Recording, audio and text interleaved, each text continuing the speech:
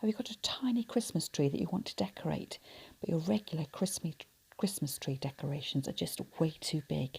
In this video, I'll show you how to make some mini decorations using beech nut husks and wooden beads. Watch on to the end of the video and I'll show you how I decorated the pot that my Christmas tree sits in. I'll also share a great idea if you've had to trim off any of the branches of your fresh Christmas tree and show you how you can use those to make your own mini trees as well. I'm going to be using a variety of different beads for my decorations. My theme this year is mainly whites and reds, so I'm going to stick to the neutral tones with a flash of red, making sure my beads are quite small so they don't overwhelm the size of my tree. Taking each bead in turn, I thread my yarn through the central hole and then sort of go back and double stitch the beads in place so they don't slide up and down my cord. And when I'm happy with the placement and the length of the decorations, I tie a knot to create a little hanging loop. I finished off my decorations with another knot at the end, and I did seal the knot with a little bit of hot glue because I found that once my cord was knotted it was still sliding up through the hole in my beads.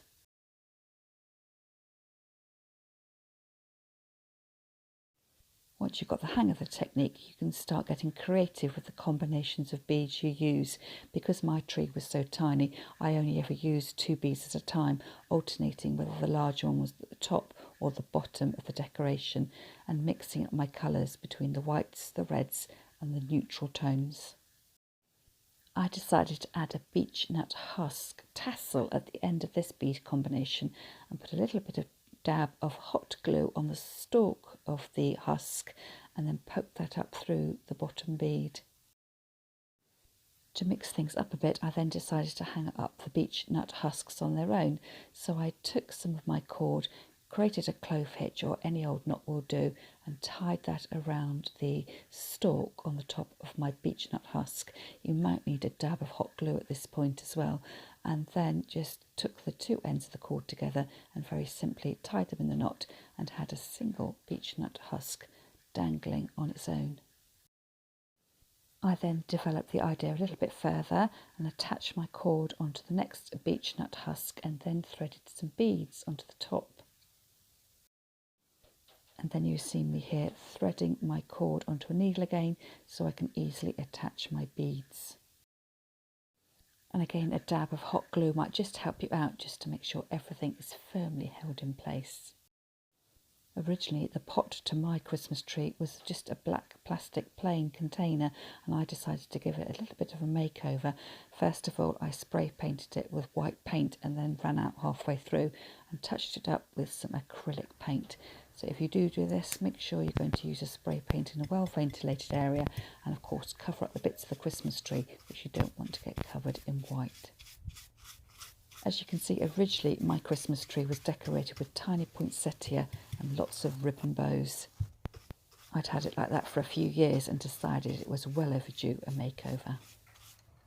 In keeping with the farmhouse style I was after and that look of enamel wear, I then took some red acrylic paint and added a decorative detail at the top and the bottom of my container. I then decided to decorate the front of my pot with a Farm Fresh Christmas tree label, which was a free printable that I found, and I'll leave a link to that in the show notes underneath the video. Originally this design was really vibrant reds and greens, but I ran out of printer ink, but I quite like the subdued weathered look to this, and I think it really fits in with the farmhouse vibe. I then took some PVA glue which I found in our garden shed and I watered it down very slightly, and I used that to attach my label in place.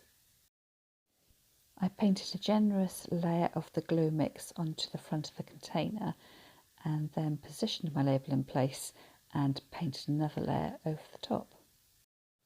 As you can see, I've got a little bit of a rim around the edge of my container, which made it slightly difficult to get the label on straight, in addition to the fact that the pot is slightly fluted and shaped, so this would be much easier to do on a straight sided pot which was just smooth top to bottom.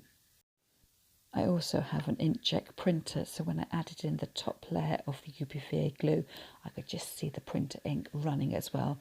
But I decided to embrace that because it does fit in with this sort of aged farmhouse look that I was after. I did exactly the same thing for these two little metal buckets, giving them an overhaul as well. I'm going to plant some Christmas tree branches in them, the bottom branches from my real Christmas tree that I've got in my front room, and I had to cut off the bottom sections in order that I could get the Christmas tree to stand up in the Christmas tree stand.